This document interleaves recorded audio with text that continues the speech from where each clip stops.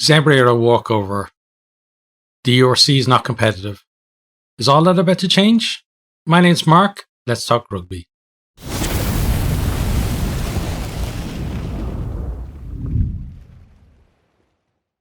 Ten teams went into Saturday's games looking to start their season off with a win, but only 4 of them come out with it in the end.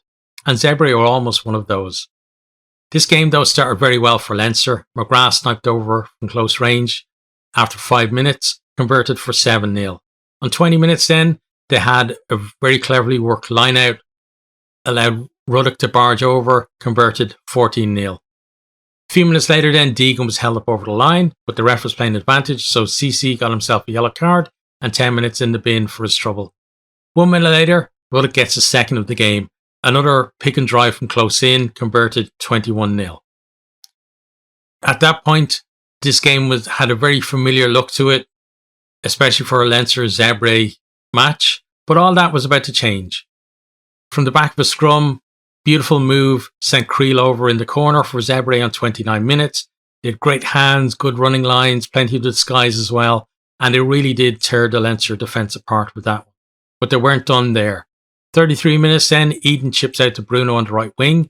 He chips over O'Reilly, collects and scores in the corner. Game on? Maybe. A few minutes later then, South African debutant Jason Jenkins sealed the bonus point for Leinster just before half-time. Plenty of grunt from the forwards, lots of power, and again another score from close in. 21-10 at half-time. I was feeling pretty good at that point because I had Leinster by 20 points on my Super Brew, and I'm a Leinster fan as well, so I thought, pretty good start to the season. But the second half nearly gave me a heart attack. Zebre started the second half really well. They were on attack in the Leinster 22. Creel receives a bad pass and just kind of bats it on out to Jesse. That cuts out the rushing Leinster defence, but Jesse still has a lot to do and finishes really well in the corner under pressure. They then kept coming from there. Pelter bumped off the defender, had a run in under the post. Suddenly it's 28-22 and the mother of all comebacks and upsets is on. Leinster then finally get their backs going after good work from the pack, got them close to the line. Frawley put Dave Carney over in the corner, 33-22 at the start of the final quarter. But Zebre weren't done from there. They got themselves back down at Leinster's 22 and Lucian put Smith through a gap to score. The conversion made it 33-29 with 10 minutes to play. Definitely time to come back and get that final winning score. But Leinster were able to see out the game after a big scare, and they looked pretty relieved at the end of it as well. Now, they were without all of their Ireland internationals, but that's not anything new for this Leinster team. Leinster play most of the URC without their Irish internationals. Like a lot of this team out here are, they've got a lot of caps in the URC, so there's no excuses on that front. Now, Zebre are a very different team from last year, not just in terms of their performance, but also in terms of personnel. They had 20 plus departures and 20 plus arrivals in the off season. There's a big South African contingent there as well, and some might argue that's not great for Italian rugby, given that they've only got 2 professional teams there. But Zebre being competitive in this league and not being seen by almost everyone other than the Dragons as an easy win is good for Italian rugby. And, the same thing happened with Connacht, where they were given license to recruit more foreign players than the rest of the provinces in order to make them more competitive. And then that in turn then over time increased the quality of the Irish players coming through in that province as well. So if that's the kind of thing they're going for, then, I can see that working for them out in the long run. But for this season, now, whether this is some kind of aberration and Zebre are going to go back to type in their next game or not, we're just going to have to wait and see. And for Leinster as well, is this something that we're going to see for Leinster a lot this season? Because in the past, one thing Leinster that kind of set them aside from most of the other teams in the URC is their ruthlessness. That it's once they get ahead, generally they stay ahead, and if they get a big lead, they stretch it. They don't take the foot off the gas. But in this one, they did. And it was a real dogfight in the end to actually get that win. So very interesting for both of these teams to see where they're going to go from here in the next few games. For Cardiff, this game was a tale of two debuts. First, you had Liam Williams, who had to go off injured in the first half. And then there was Talupe Falatau, who absolutely tore the house down. The guy was amazing. He was outstanding. Some of the, not just like with physicality and making ground, but just those soft hands as well, those offloads they can produce, that just gets them that little bit extra out of almost every carry. And then also just gets the crowd behind them as well. It really did so well for them. They started the game pretty quickly. Max Llewellyn burst through the Munster defence from inside the 22. He wasn't held in the tackle, got back to his feet, went over for the try. Munster were a bit disjointed in this game. There were plenty of knock-ons, a lot of kind of like running lines didn't seem all that right. They looked a bit predictable sometimes with the ball. And also sometimes guys were getting the ball and they looked like they weren't expecting it, or they weren't sure exactly what to do or what the call was. So that's obviously something that they're going to have to work on over the season. But they did manage to claw their way back into the game. Ben Healy with a couple of penalties, one on 16 minutes and one on 30 minutes to put them ahead 6-5. Then just before half time, Llewellyn breaks the line again. This time he doesn't go all the way himself, pops the ball off to Dacey, who runs in, and Evans converts. Halftime score 12-6 to Cardiff, who pretty much worked the lead at that stage. Second half then, Munster still with errors there, but they're able to kind of work their way back into the game again. Got themselves into the Cardiff 22. Jack O'Sullivan was able to go over from close range. Crowley added the extras. Back ahead again, 13-12. A few minutes later then, Evans pops over from penalty, puts Cardiff back in there. 10 minutes to go, anyone's game. In fairness, at this stage, I felt that Cardiff were much the better team, but still, either team can come up with a score in those last 10 minutes and it's theirs to take away. But it was Cardiff that were able to do it. Nice move from the base of a scrum. Halaholo drew the defence, and then he was able to put Summerhill over in the corner. Conversion was missed, but it was enough then to seal it for Cardiff, really. 2013. Munster did, make an attempt to get back down the other end to get a possible draw out of the game, but didn't really work out for them. Cardiff were able to clear, and very well deserved win for them, I have to say. I'm wondering now, is this going to be the year where the Welsh teams start to actually produce in the URC? Because a lot of the time they're kind of wishy-washy there. So it's going to be interesting to see how Cardiff go for the rest of the season, whether they're going to be able to build on this and whether they're going to be able to actually get themselves into the top 8 for the end of the season.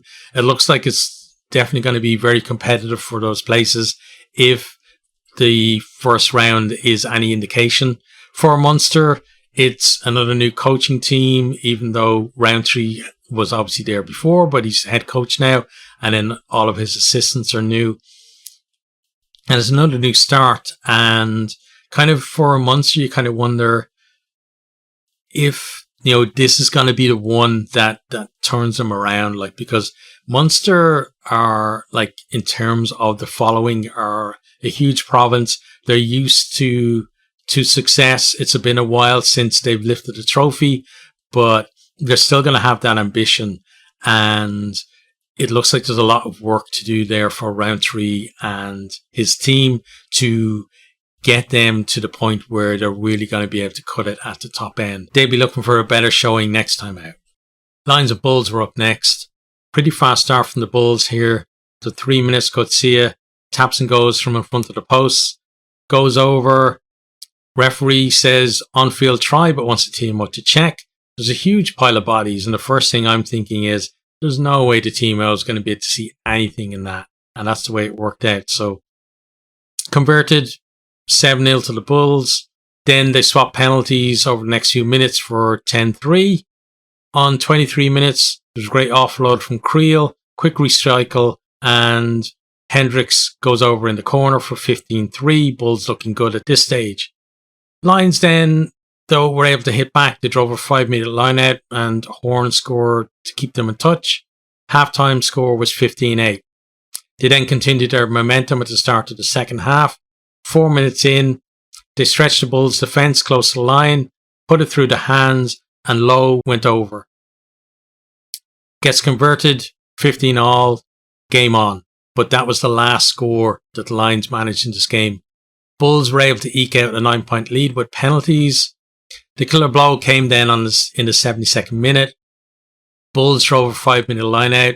Initially, the Lions looked like they were halted it, but the Bulls went again, drove over, and Wessels came up with the ball. Mornay-Stain converted it for 31-15, which ended up being the final score. There was an interesting end to the game, though.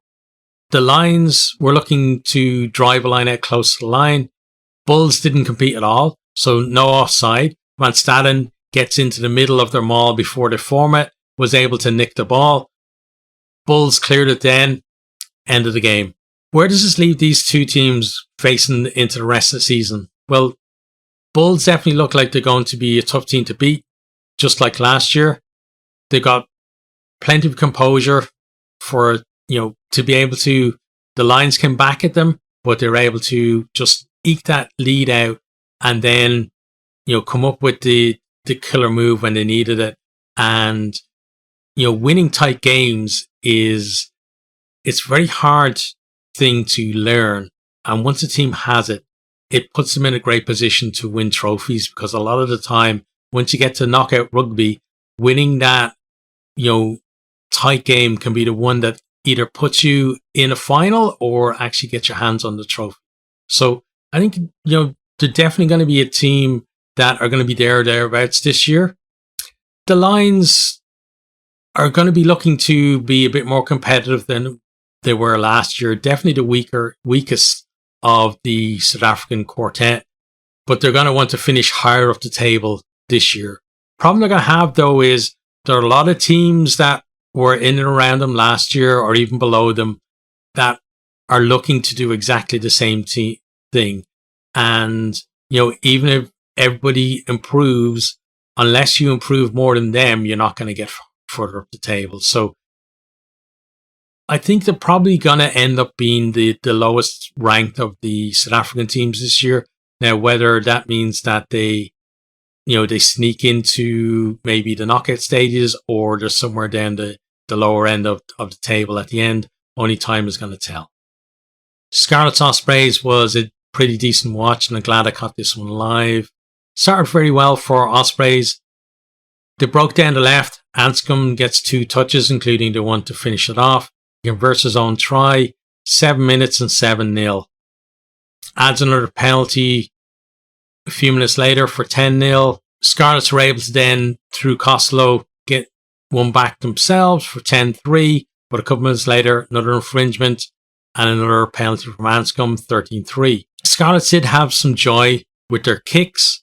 They seemed to have pretty competitive kick chase. They were able to either regather the ball or make life difficult for the Ospreys, but general play wasn't so great. 24 minutes, Costello lifts Tipperick dangerously, clearing out on a ruck. He gets 10 minutes in the bin. Ospreys then look to turn the screw on them. They get a penalty for offside under post, decide to opt for the scrum with the extra man, trying to, create that space so they can get over. Get a penalty from the first scrum, decide to go again. Second scrum, Scarlets are more solid, but they do concede a penalty for offside. Ospreys look like they're destined to score here, but they knock on. Scarlets survive. Scarlets in general play at this stage looks fairly pedestrian, very predictable, no real pace on the runners and no real disguise either. And Ospreys were able to handle them pretty well at that point. Ospreys, from their point of view, on defence, very competitive at the breakdown, really slowing down the ball as well and making it even more difficult for the Scarlets to get anything going. But there's a TMO review, and referee has to call for them to stay on the field as they're reviewing a late hit from Tipperick on McNichol. McNichol went off for an HIA at that point. Could have been a yellow card, but it's given us just a penalty from where the ball lands. Costello back on the pitch after his own yellow card. He pings it over from just inside the 22. 13-6. Scarlets have some hope. Maybe their play hasn't been that great, but they're still in touch. Second half then, Scarlets come out looking much better. There's a great run by Rodgers. Chips and chase gets them into the Ospreys half. A couple of phases later, no clear release from the defence. Costello pops over a penalty for 9:13 or 44 minutes. Then there's the yellow card for Giles on 50 minutes. He basically just stuck his hand out to prevent a clear break. There was no way he was trying to intercept or, he wasn't trying to flick it up to regather or anything like that. He saw that there was no defence outside him and, maybe not, you can't definitely say there was going to be a try, but there was a chance of a try there. So very cynical play. He gets 10 minutes in the bin. Williams then breaks a tackle and puts on a bit of footwork to score from just outside the Ospreys 22. Costello converts and levels things up at 16-all on 54 minutes. Scarlets definitely looking a lot better at this point. There's a big hit then on Fafita. Turns the ball over for the Scarlets around the halfway line. They move it quickly out to Costello, who bursts through to score under the post. There is a TMO review of the hit, but turns out it was fine. Wasn't high, just a really good hit. Try stands. Costello converts his own try. 23-16. Suddenly the Scarlets are looking on for a win after looking so dismal in the first half, but it wasn't to be. Clock's in the red. Ospreys are piling under pressure. They're deep into 22, and Ofomi gets yellow carded for deliberate knock on. No penalty try, but they're a man down. Ospreys then go on from there. Rhys Davis burrows over to score. Jack Walsh on his debut. It's not an easy kick for even a seasoned kicker. This is out on the touchline, and he nails it. 23-23 full time. Fair play to the young guy, and if he has those kind of nerves for the rest of his career, he's going to have a pretty good one as well. But as I said, very enjoyable game. Draw was pretty fair result in the end. It's hard to say which of the teams is going to be happier with it, though. You've got the Ospreys, who were dominant in the first half, but did have to produce not only a last minute try, but a clutch kick from out wide as well to get the draw in the end. Scarlets were pretty poor in the first half, but they were winning the last minute, so maybe they view it as points dropped rather than points gained. Either way, neither team lost, and they've got something to build on from here for the rest of the season. The Dragons actually started this one pretty well. So after 2 minutes, Hanrahan pops over a penalty as Edinburgh pinged for not rolling away. They get the nudge in the scrum as well, but unfortunately their 9 gives away a penalty. They're looking very lively early on, and the first quarter really was all about the Dragons. They had good possession, good territory as well. And before the game, if you told me that, one team was going to score 7 tries, I probably would, looking at past seasons, I would have said it's probably going to be Edinburgh. But looking at the first quarter, if you didn't know anything about these two teams and the recent history, you probably would have said that the Dragons would be the most likely to do that. On 21 minutes then, Bennett misses a penalty. Dragons then, handing errors creepy into the game. They've got some good play, but just not that, that final piece of continuity really to be able to just finish off things, and so a lot of handling errors leading to breakdown and play and stuff. Bellicott then goes for a quick tap penalty right into the heart of the 22 and 25 minutes, getting his team a bit of momentum there. A few minutes later then, from close in, they're piling under pressure. He stretches out from the ruck and dots down to score. Dragons as well, they're conceding a lot of penalties, and there's a lot of Bennett then coming on, and their early good start seems like a long way away. There's then a peach of a pass from Dean out to Highland to break out wide, got very close to the line. A couple of recycles later, and Young goes over from short range. Bennett misses the conversion, but it's definitely Edinburgh now in command. Fairbrother got yellow carded just before half time, took out the man without the ball. The team were already on a warning because, as I said, the Dragons were conceding so many penalties, and the referee just kind of I think he had enough at that stage. Puts a penalty over from straight in front. 15-6 at half time. Potentially Dragons are in it, but handling errors, the penalty count, it's not looking good for them. Things got worse for the Dragons then at the start of the second half. Edinburgh drive them all to within 5. They spin out wide. Darcy Graham picks a nice line and runs it in. Conversion's missed for 20-6, but looking ominous. A few minutes later, they're back in the 22.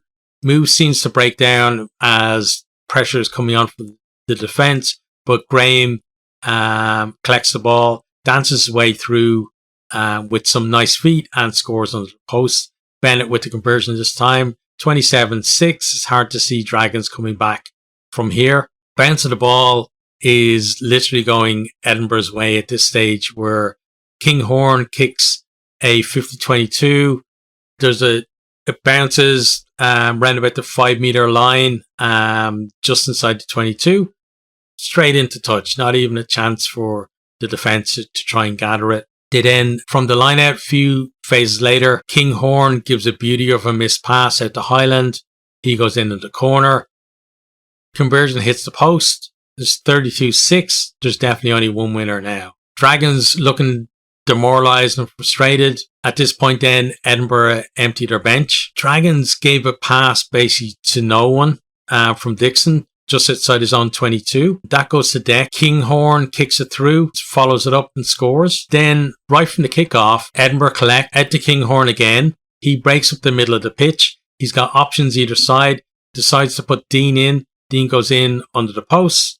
Bennett adds the extras. 44-6 on 64 minutes. Edinburgh then are looking to pile on the points and really rack up a score here. But errors and, in fairness, some decent defence from the Dragons as well denies them.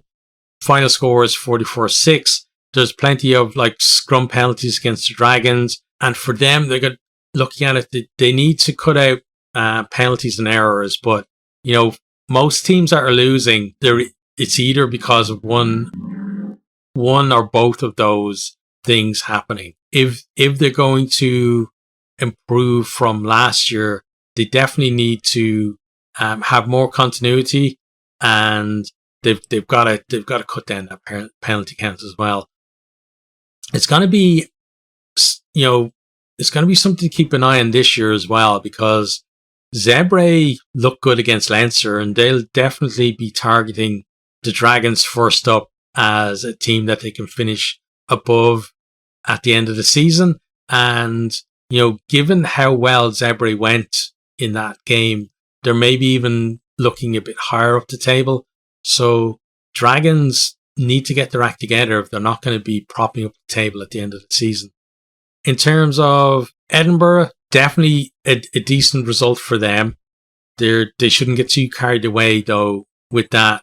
There's going to be a lot harder opposition coming the rest of the season, and it's going to be whether they can pinch those tight games to either get themselves into the top 8, or if they're looking higher up the table to secure maybe home draw in the knockout stages as well.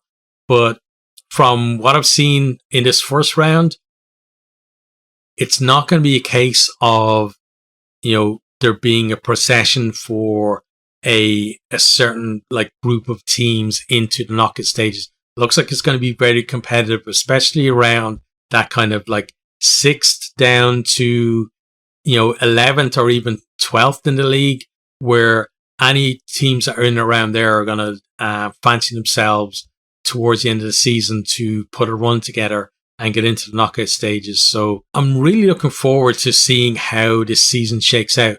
You've got just so much on the line. You've got teams that are looking to obviously just improve for their own point of view.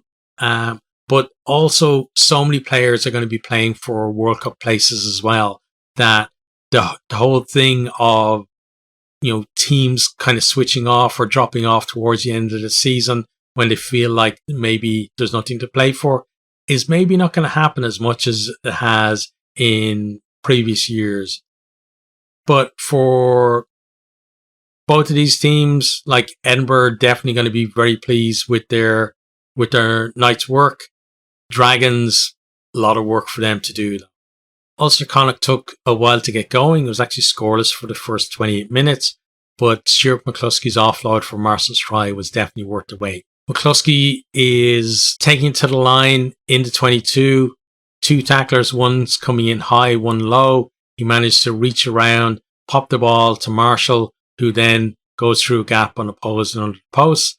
Now, might have been a hint of a forward pass, but generally those kind of offloads aren't given as that. Ulster on the mark then, 7-0. While later then, they're back in Connacht's 22. They're driving a line out.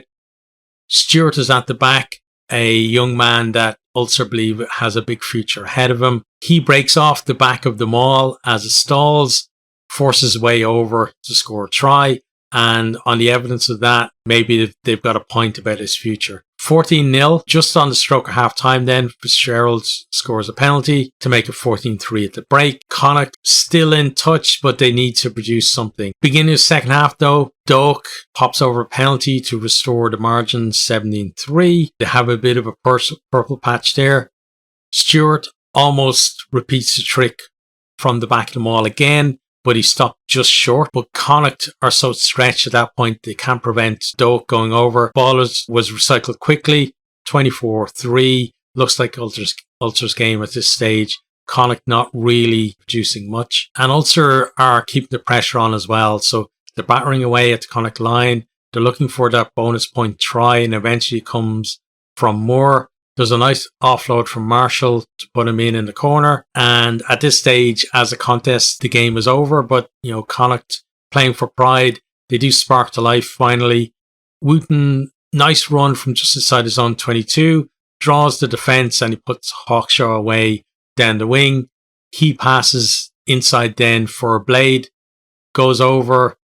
Nice try, but it's too little too late at that point.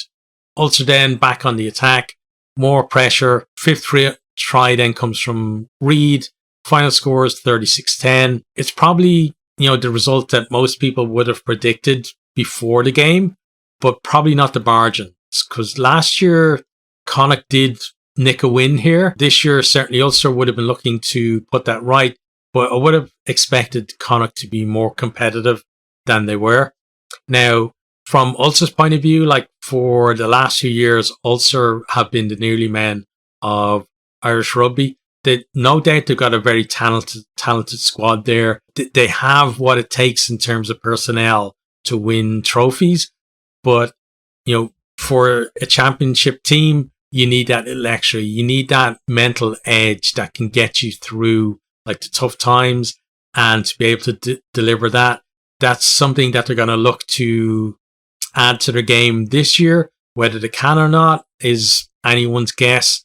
I remember, there was a time when Leinster were kind of similar to the way Ulster are now, where you had Munster were easily the dominant team in Ireland. They were winning, league titles. They were winning Heineken Cups, and Leinster star-studded team, but when it came to the big games, they just didn't produce. Finally, though, they were able to find that for themselves and build it. And it's the kind of thing where until you do it, until you produce that one defining game, it's very hard to train it. Your players just have to go out and produce it on the field. And, Ulster have a chance to do that this year. Whether they're going to do it or not, we're going to have to wait and see. Connacht's defence was an issue today. It was an issue for them last year as well. It's definitely a work on for them. They look good in possession when they get clean ball. They can find gaps in defences. They've got some nice backs moves as well, and they can definitely cut teams open. But going with an attitude of we're going to outscore you probably isn't going to work out in their favour a lot of times this year, because there's a lot of talent in this league, and there's a lot of teams improving as well. And if they want to get further up that table, they're going to have to be hard to beat, and that starts with defense. And if they can get that right and still maintain that ability to, quickly switch on to attack and to make the most of their opportunities, they definitely can do something this year, and maybe even push for a knockout spot. If the defense is going to be an issue again this year, then there are teams below them that are definitely going to be targeting them for the team that they want to finish above. That's going to wrap it up for this review of the first round of the URC. A lot of teams looking competitive, looking to improve on last year. It should end up being an exciting league because of that. And we're hoping as well that a lot of these teams are going to produce that kind of form in Europe, so that we can see more URC representatives other than Irish teams deeper into the competitions as well. I'm sure that the South African teams are going to, bring something to that. And it looks like maybe the Scottish and the Welsh teams are going to bring some competition there as well. And who knows, maybe even the Italians too. But I'm going to be back later in the week for round 2. I hope to see you guys then. Until then, take care.